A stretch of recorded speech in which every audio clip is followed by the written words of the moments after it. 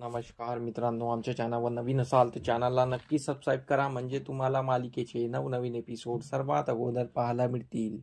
तर तुला शिकवीन चांगलाच धडा या मालिकेमध्ये काय घडलं ते आपण बघणार आहोत. इकडे भुवनेश्वरीने अधिपतीच्या ऑफिसमध्ये आणि अधिपतीला घरी हे नोटीस पाठवलेली असते, ते पण जाली नोटीस असते डिवॉर्सचे.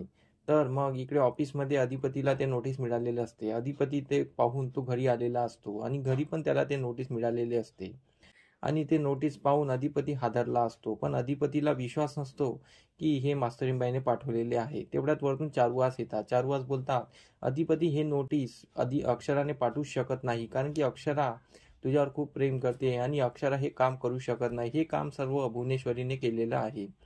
तर अधिपती त्यांना गप्प करतो. तर इकडे भुवनेश्वरी आपला डाव रचत राहते आणि ती बोलते, त्यांना तुमच्यासोबत नाही राहायचं आहे, त्यांना आपल्यासोबत नाही राहायचं आहे, म्हणून त्यांनी हे नोटीस पाठवलेले आहे. तुम्ही आता काही विचार करू नका, याच्यावर साईन करून टाका. अधिपती बोलतो, नाही, मी याच्यावर साईन तेव्हाच करणार जेव्हा मी मास्तरीबाई सोबत एकदा बोलणार. मी त्यांच्यासोबत एकदा बोलेल आणि त्याच्यानंतर मी याच्यावर साईन करून टाकेल. तर इकडे भुवनेश्वरीचा चेहरा उतरलेला असतो. अधिपती हे सांगून वर निघून गेलेला असतो. इकडे चारुवास भुवनेश्वरी ओरडतो आणि बोलतो, काय लावला आहेस ग तू हे? त्या मुलांच्या आयुष्याचा हे कोण खेळखंडोबा करून टाकलाय. तू अधिपतीवर प्रेम करते म्हणतेस आणि उलट त्याच्या आयुष्याचा खेळखंडोबा करतेस. तुझी काय माया आहे ही? तर यावर भुवनेश्वरी बोलते, अधिपतीवर माझं प्रेम आहे आणि ते खरं आहे, पण त्या मास्तरीबाई मला या घरात नको आणि जशास तसं मी करणारच आहे. त्यांचं लग्न मी मोडणार आहे. माझं लग्न त्यांनी मोडलेलं आहे, म्हणून मी त्यांचं लग्न मोडणार आहे. इकडे अक्षरा तिच्या घरी असते.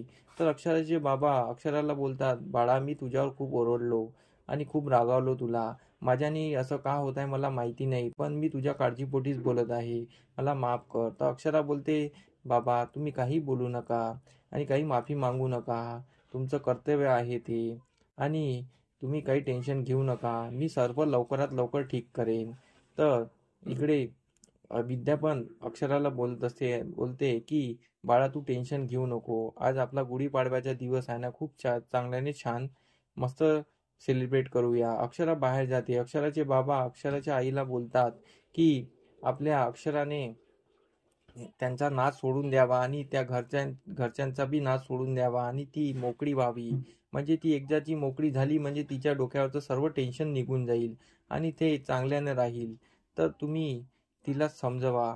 तर त्यावर विद्या बोलते की तुम्ही आता सध्या काही बोलू नका, कारण की सध्या तिचं डोकं कुठे आहे तुम्हाला माहिती आहे आणि आजचा दिवस चांगला आहे, त्याला खराब करू नका. तर अक्षराचे बाबा गप्प बसतात. इकडे चारुवासच्या रूममध्ये आजी आलेली असते आणि आजी आणि चारुवास अक्षराबद्दल बोलत असतात.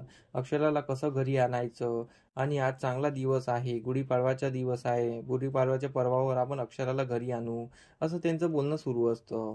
इकडे भुवनेश्वरी रूममध्ये एकटी बसलेली असते. ती विचार करत असते. तेवढ्यात तिथे दुर्गी येते आणि दुर्गी बोलते की ताई ताई, तू त्या मास्तरीबाईची खूप वाट लावलेली आहे आणि आता ते एक काम कर, तिला शाळेतून पण काढून टाक लवकरात लवकर. भुवनेश्वरी ओरडते आणि बोलते, तू माझ्या रूममध्ये यायच्या अगोदर इकडे तिकडे बघत जा आणि मोठ्याने ओरडणं बंद कर, कोणी बघेल.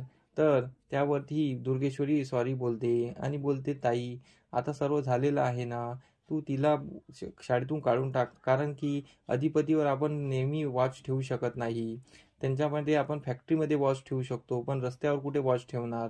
आणि शाळेत तर वॉच ठेवू शकत नाही, कारण की शाळेत मास्तरीबाई आहे, त्यांच्या तिथे बोलणं होणारच. तर यावर भुवनेश्वरी विचार करते आणि बोलते, हो, बरोबर आहे. मला फुलपगारेंचा या फंडासाठी फोन आलेला होता आणि फंडासाठी फोन आल्यानंतर त्यांनी मला शाळेत बोलवलेलं आहे, तर मी शाळेत जाणारच आहे आणि शाळेत गेल्यानंतर मी बघते काय करायचं ते. तर इकडे भुवनेश्वरी शाळेत जायला निघत असते. तर तिकडे अधिपती येतो. अधिपती तिचे नमस्कार करतो आणि बोलतो की आईसाहेब, दंडवत घालतो. तर यावर भुवनेश्वरी बोलते, जग जिंकून या. अधिपती बोलतो, जग काय जिंकायचं, माझं सर्व जग निघून गेलं आहे, मी आता काय जग जिंकणार आहे, असं अधिपती बोलत असतो. आणि भुवनेश्वरी बोलते, चला चला, फॅक्टरीमध्ये तुम्हाला गुढी उभारायची आहे ना, लवकरात लवकर तयारी करा आणि जा. अधिपती बोलतो, माझं मन नाही आहे, मला काही जावंसं वाटत नाही आहे. तर यावर भुवनेश्वरी त्याला वारंवार शपथ घालत असते आणि बोलते, तुम्ही त्या कागदावर सहीन करून टाका आणि मोकळं होऊन जा. अधिपती परत तो विषय टाळतो. तर भुवनेश्वरी अधिपतीला शपथ घालून फॅक्टरीमध्ये पाठवत असते आणि इकडे भुवनेश्वरी पण शाळेत जायला निघत असते. इकडे अक्षराला फुलपगारेंचा फोन आलेला असतो. अक्षरा तिच्या घरी गुढीपाडवा साजरा करत असते. तर अक्षरा बोलते, फुलपगारे सर बोला ना.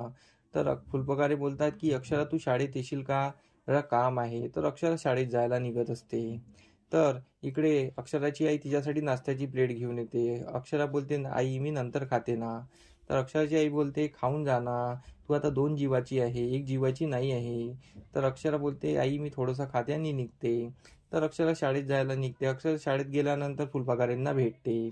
तिथे भुवनेश्वरी पण जायला निघत असते. फुलपगारे आणि अक्षराचं बोलणं होते आणि इकडे मग अक्षरा शाळेतून निघत असते. तेवढ्यात भुवनेश्वरी आणि अक्षराची भेट होते.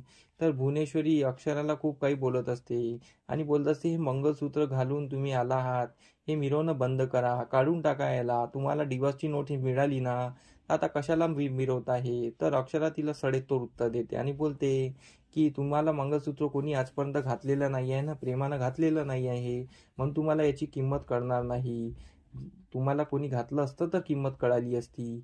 आणि असं टोचून तिला बोलत असते आणि बोलत असते की अरे तुम्ही म्हणता ना की डोक्याने काम करा, पण डोक्यासोबत शिक्षण पण लागत असते.